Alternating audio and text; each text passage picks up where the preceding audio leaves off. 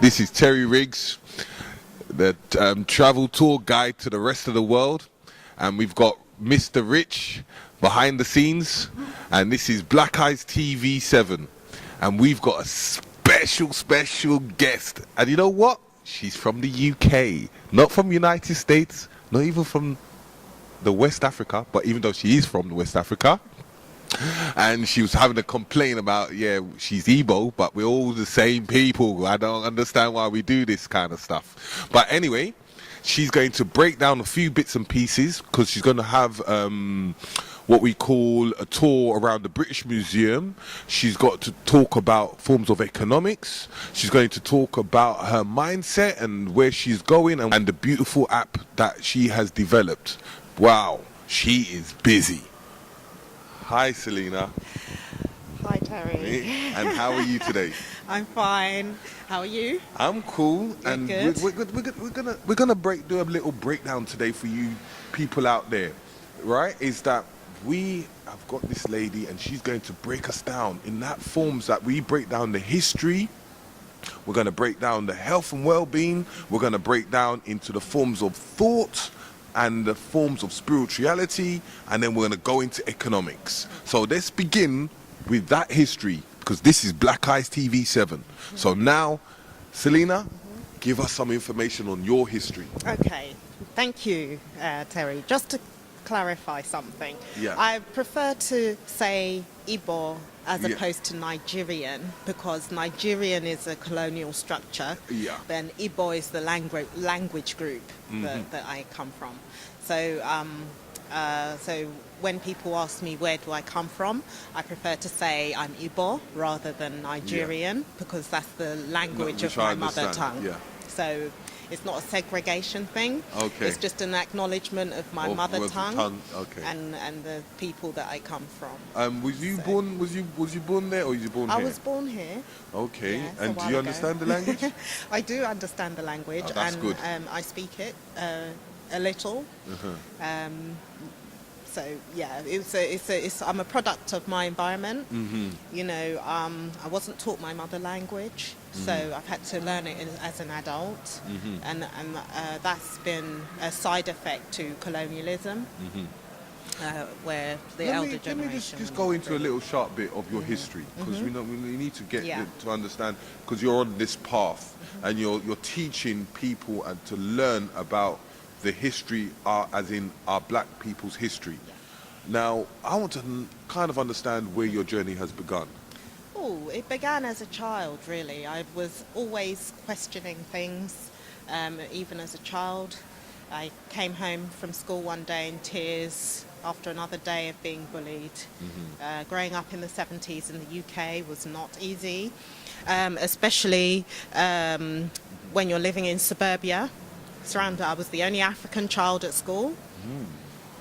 So I became aware at a very young age that I was African, and that Africans were not liked. So you know what I'm going to say? We're going to apologize for all the people that have done wrong in that period of time.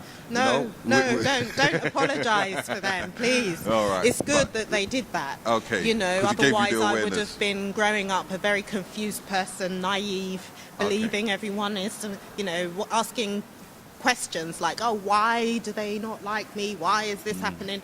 I understand why people are like that. You know, now I've studied the history. You know, I know exactly why people do not like Africans. Okay, let's fast forward a bit. Now, what is intriguing you into understanding history and teaching it? Okay, when I was around 7 years old, I didn't want to go to church anymore, you know, and I had an argument with my dad, my late father, who told me, and I kept asking him, why don't we have our own gods? And my dad told me, yes, we do have our own gods. And I said, well, why don't we go to our own church then? And he was like, well, the white man came and, now we go to church and this is a good thing, And so I wasn't happy with that. And I basically said, well, I don't see why we should go to church, because he said it was similar to what we do. And I just said, well, why don't we just do what we do then? Okay. If it's so similar. Basically, now that you're over here and you've gone through your school system and you've got a bit of more of an understanding, we're going to talk about a bit more of where you got more of your deep black history when we go inside the museum. Yeah. All right? Okay. So we're going to speak from there. Okay. Yeah. We was disturbed by the European man trying to take us to move away from here. I don't know why, but we own this place because we have the rights. Yeah, but anyway, so we're going to have a little bit more, 5 minutes, and have a conversation, and then we're going to go into the museum. Anyway, so let's quickly push it much more quicker forward. Yes. From the time of where you were schooling and learning more deep in depth black history, like from the times of Robin Walker. Right, it was actually Robin Walker that opened up my eyes to, or introduced me to Professor Sheikanta Jobe, and that's when I started reading intensely about history from an African perspective. So it came around, around 2003, 2000, I established Afristoricals, my business Afristoricals. I created that in 2003 and produced a desk calendar that was designed to educate people on the significant facts and achievements and events from an African perspective, going back to prehistory to the present day. And so basically since 2003, I've been researching, studying, finding a way to make the information more palatable so that people can be more aware of the information. So okay, no, that's quite intriguing. So and with this history of information that you have learned, you felt that you needed to give it back, and because you're doing these tours, is this what's triggered you to do the tours? No, what's triggered me to do the tours is the recent events on the political scale, the deterioration of the black mind, the audacity of the Western world, who continue to, produce films, literature, teach children false history, and I just can't stand it anymore.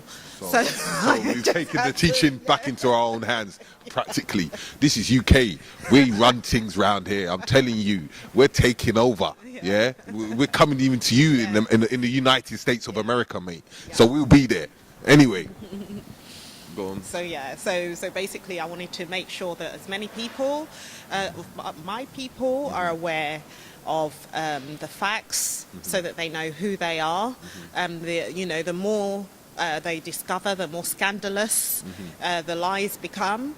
And it seems to me that everything that the Western world has claimed is a fraud. Because they didn't actually create anything other than weapons of mass destruction. Everything, all the elements of civilization were created by Africans thousands of years before Europeans even. As I cite, John Henrik Clark wore a shoe or lived in a house with a window. Okay, let's quickly go down, because we're going to show you quite a lot of things on Sunday, and we're going to show you the tours and what's going on and what it's about. But just put it into a little box of what we're going to see on Sunday. We're going to see the African influence on Western culture, so evidence of Africans in Europe, Asia and America. Okay. When people that come on the tour, they can take home this fantastic brochure that actually guides people through the museum, so you'll be able to take it home with you for £10 and revisit the museum in your own time, so that you can you'll have a guide that will give you all the necessary information that you will need to navigate through the halls of white supremacy. That's what I call this institution. Okay. Yes. Okay. So anyway, we're gonna go inside Okay. before these security guards keep on bothering us. Yes. You know, we're trying to teach you a lot of things and give you a lot of information. So we're gonna be back to you. Blessings to you all. Thank you.